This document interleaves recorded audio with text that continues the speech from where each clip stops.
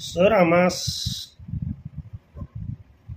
8 वर्ष झाली, 5 वर्ष झाली, 10 वर्ष झाली, तरी सुद्धा अपत्य होत नाही. मुलगा मुलगी काय जरी झालं तरी चालतंय. आमच्या लग्नाला 10-10, 12-12 वर्ष झाली, परंतु आम्हाला अपत्य होत नाही. यावरती काय उपचार नाहीत का? असे जवळजवळ दिवसातून एक 10 फोन तरी येतात.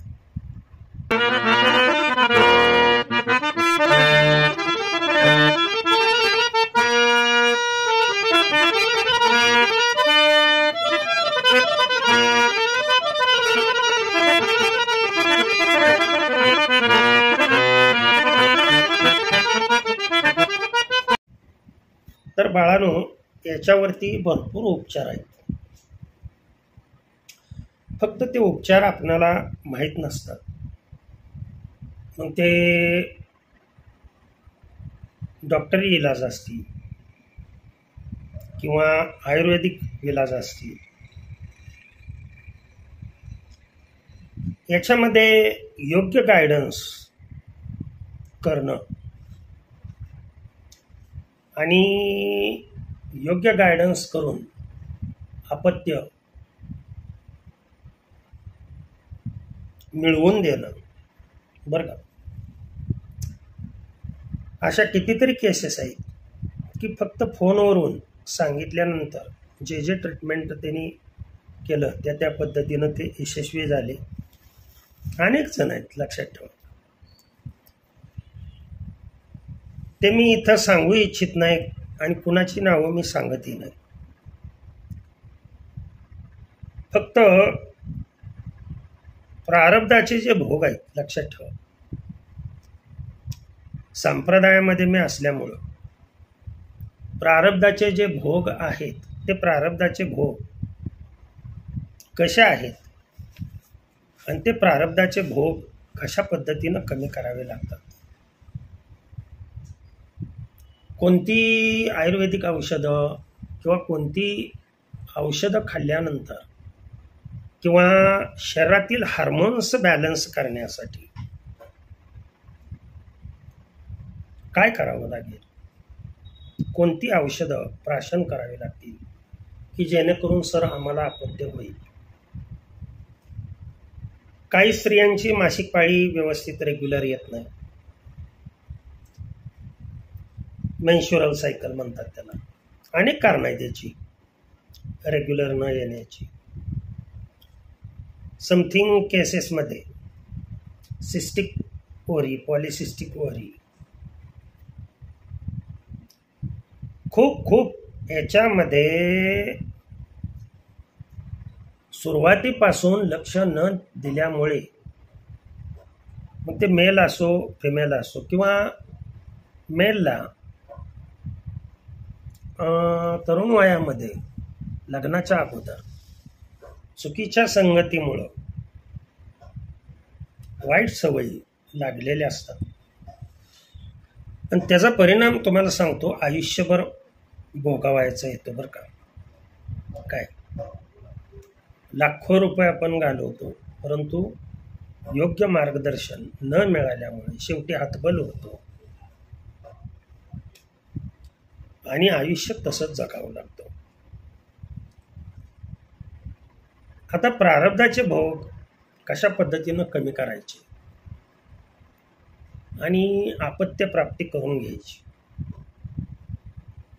मी आहे पारमार्थिक व्यक्ती, माझ्याकडं दोन्ही आहे, विज्ञान आणि ज्ञान.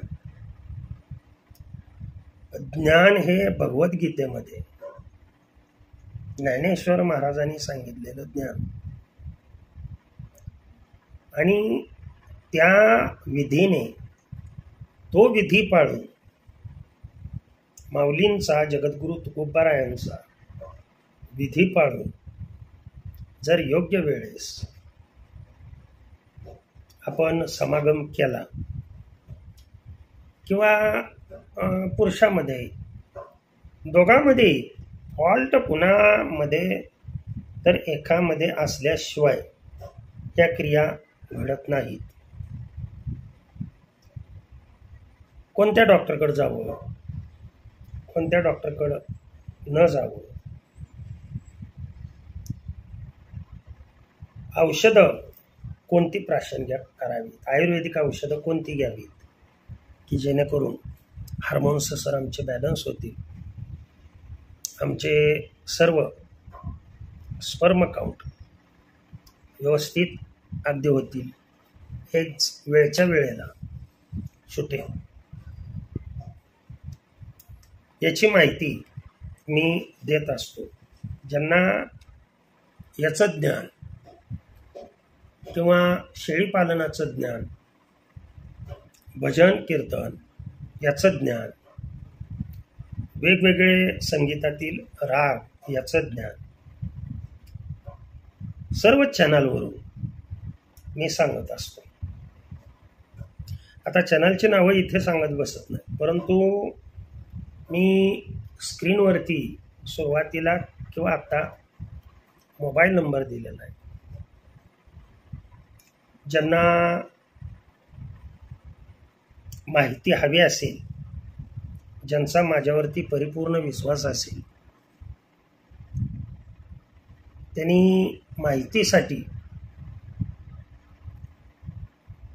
जो नंबर दिलेला आहे त्या नंबरवरती तुम्ही कॉन्टॅक्ट करू शकता. फोनवरूनच पूर्णपणे माहिती सांगितली जाईल. काही व्हिडिओ अपलोड केलेले, त्या व्हिडिओच्या साहाय्याने ही तुम्हाला ज्ञान मिळू शकतं. कारण मी कुठलेही ज्ञान देताना, व्हिडिओ अपलोड करताना कुठलंही माझ्याजवळ ठेवून देत नाही, लक्षात ठेवा. सर्व ज्ञान मी अर्पण करणारी व्यक्ती. आणि यूट्यूब हे माझ्या ज्ञानासाठी असं माध्यम आहे की या यूट्यूबवरून सर्वांसाठी, म्हणजे माझी जी इच्छा होती की माझं ज्ञान सर्वांपर्यंत पोहोचावं, ही इच्छा ही यूट्यूबच्या मार्फत पूर्ण होते. मी खरं आभारी आहे यूट्यूबचा की त्यांनी या पद्धतीनं मीडियम अनेक आहेत, लक्षात ठेवा, परंतु त्याही मीडियममध्ये उपलब्धता जी आहे काय, कारण प्रत्येक व्यक्ती ही यूट्यूब चॅनल ही पाहते आणि त्यातूनच माहिती मिळवते. मोबाईल जर योग्य वापर केला तर मोबाईल अजिबात वाईट नाही, लक्षात ठेवा. फक्त वापर कसा करायचा हे प्रत्येकाला कळणं आवश्यक आहे. जर गरज भासली तर सर्व माहिती चॅनलवरती दिलेलीच असते, तरी त्यातून कोणाला काही अडचणी आल्या तर आपण फोनवरती कॉन्टॅक्ट करू शकता. इथं माझ्याकडे यायची आवश्यकता नाही, फोनवरूनच औषधं वगैरे सांगितली जातात, तुमची तुम्ही ती घ्यायची, त्या पद्धतीनं आचरण करायचं. ओके. रामकृष्ण हरी, विठ्ठल केशव.